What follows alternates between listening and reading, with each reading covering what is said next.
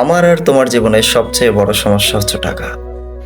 আমি আর তুমি মনে করি আমাদের জীবনে টাকা নাই মানে জীবনের কোনো মূল্য নাই।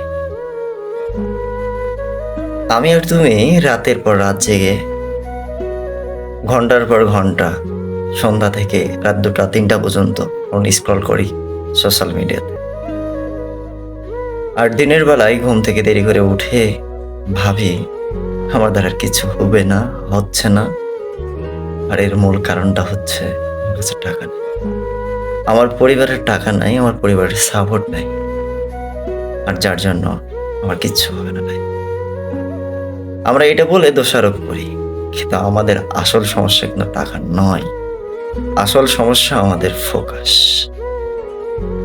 আমাদের জীবনের নির্দিষ্ট কোনো ফোকাস নাই। আমাদের যে কোনো একটা কিছু করতে হবে, আমরা কোনো কিছু যে একটা পারি, সেই জিনিসটা আমরা নির্দিষ্ট করে ফোকাস করি না। আমাদের মূল ফোকাসটাই হচ্ছে টাকা। আমাদের এই চিন্তা ভাবনা থেকে দ্রুত বেরিয়ে আসতে হবে। তোমার আর আমার সমস্যা কিন্তু টাকা না, তোমার আমার মূল সমস্যা হচ্ছে ফোকাস। দেখো, আমি আর তুমি রাতের পর রাত জেগে কিন্তু ফোন স্ক্রল করি। এই ফোনটা কিন্তু একদিকে ইউজ করা যায় না, একভাবে ইউজ করা যায় না। এই ফোনটা ব্যবহারে কিন্তু দুইটা দিক আছে। এই দুইটা দিক কি, একটা ফোনের ভালো দিক আর একটা কি খারাপ দিক। আমি খারাপ দিকটা বলবো, তোমার ফোনের স্ক্রল করাটা হচ্ছে খারাপ। আর ভালো দিকটা হচ্ছে তুমি তোমার প্রতিভাকে জাগিয়ে তুলে তুমি কি পারো এই জিনিসটা জানো।